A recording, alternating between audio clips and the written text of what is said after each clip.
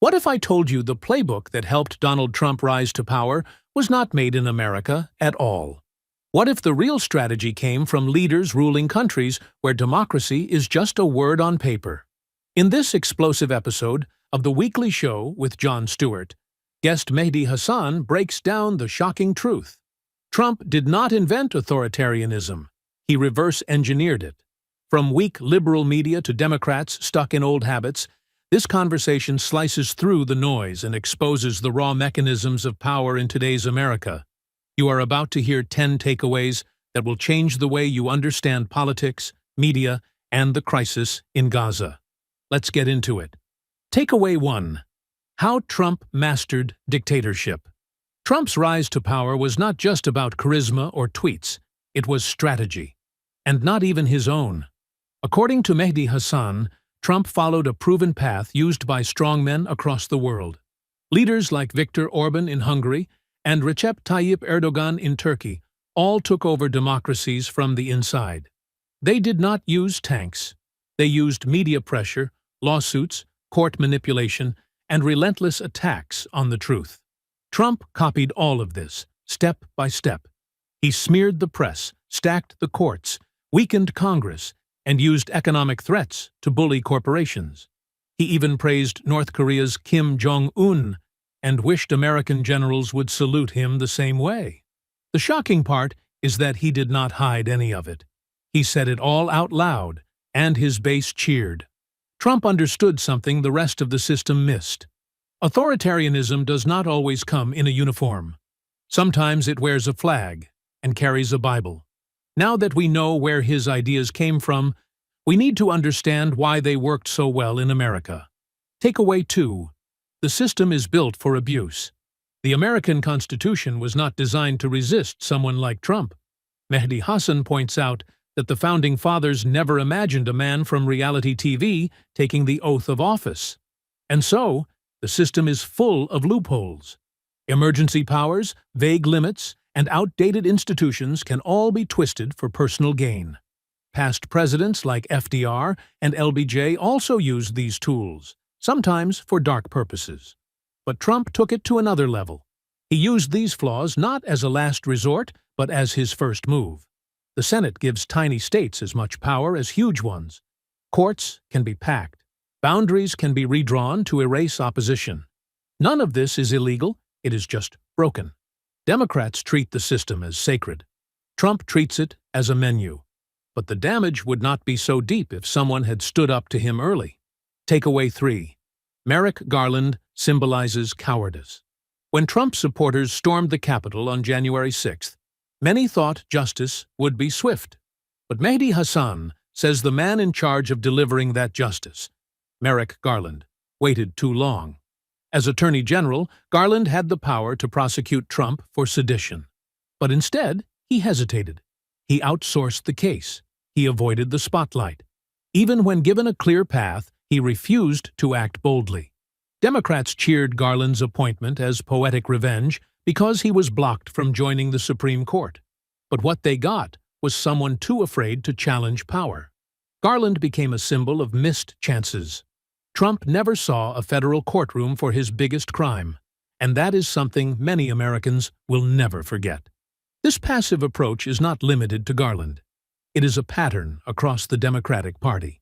Takeaway 4. Democrats refuse to fight dirty. Politics is a street fight. But Democrats still show up with debate notes while Republicans throw punches. Mehdi Hasan uses the perfect example. If one team in a soccer match starts picking up the ball and running with it, and the other keeps playing by the rules, who do you think will win? Republicans break norms, ignore ethics, and change the rules when it suits them. Democrats respond with press releases and think pieces. Every time they gain power, they hesitate. They want to be seen as responsible. But that responsibility keeps costing them elections, policies, and credibility. If the game has changed, refusing to adapt is not noble. It is self-sabotage. That unwillingness to go all in continues even when they control all branches of government. We're about to dive into the most exciting part of this video. If you're enjoying it, hit the thumbs up below and share this video in your WhatsApp groups. It really helps us keep making great content. Don't forget to leave a comment and hit subscribe for more. Now let's continue with the video. Takeaway 5. Democrats are wasting power. When Democrats had the White House, the House, and the Senate, they could have changed everything. But instead of bold action, they chose caution. When the Senate parliamentarians said no to a minimum wage increase, they gave up. When Elon Musk attacked them online, they invited him for coffee. In contrast, Trump threatened to cancel Musk's government contracts and got what he wanted. Hasan says this shows who is serious about power and who is just renting office space. Even healthcare reform under Obama gave more money to insurance companies instead of challenging them. Democrats hide behind rules to avoid responsibility. But the truth is, they often do not want to act. Because action means risk. While Democrats hesitate, Republicans abandon their own values to stay in power. Takeaway 6. Conservatives have dropped the mask. There was a time when Republicans claimed to stand for the Constitution. Now, many do not even pretend. Mehdi Hasan shares moments from a debate where far-right voices openly dismissed the Constitution. One man proudly said he was a fascist. Others claimed immigrants could never be real Americans. The same people who once quoted the Founding Fathers now say they prefer dictatorship if it keeps them in charge. They worship the Second Amendment, but spit on the First. This shift is not just shocking. It is dangerous. It shows that the right is no longer anchored to any principle except winning. And when your only value is victory, anything becomes acceptable.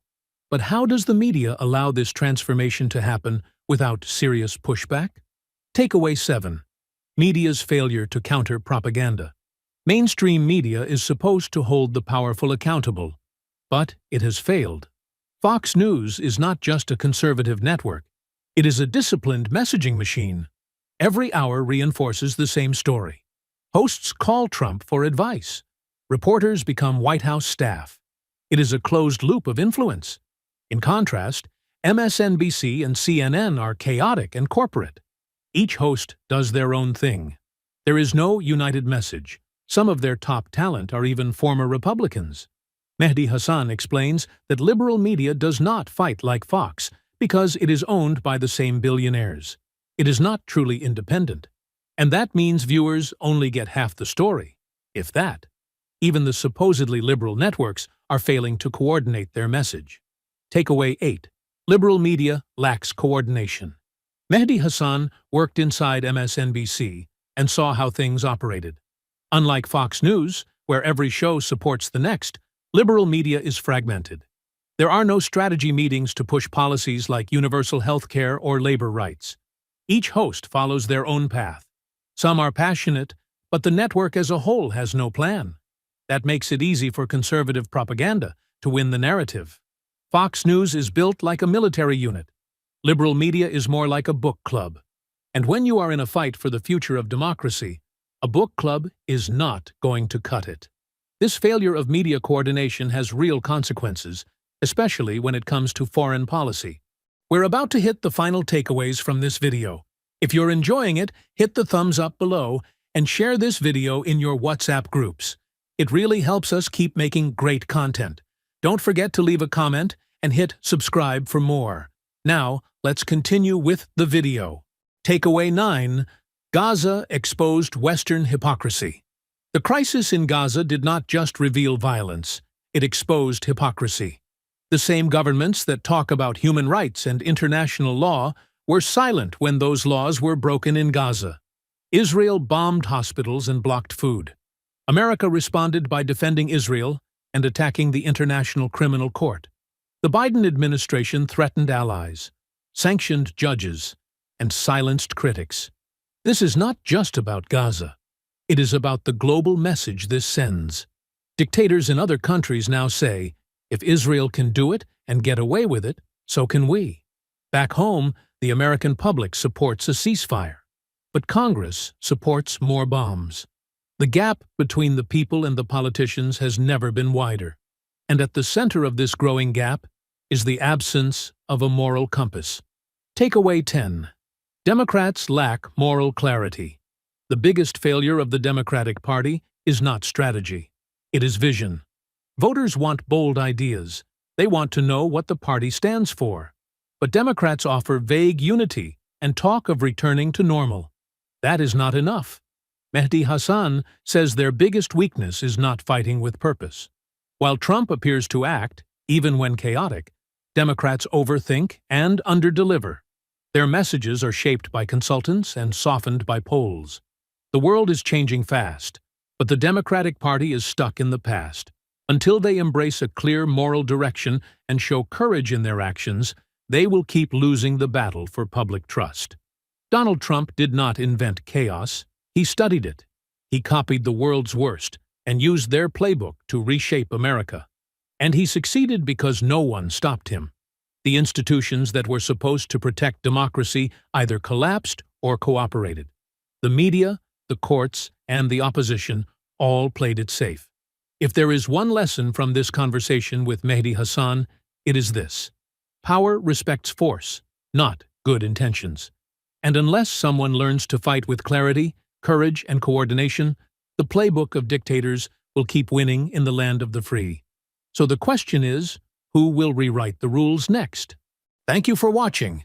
If you'd like to support this channel, hit the thanks button below. It really helps us keep going. If you enjoyed this summary, please leave a like and share it in your WhatsApp groups.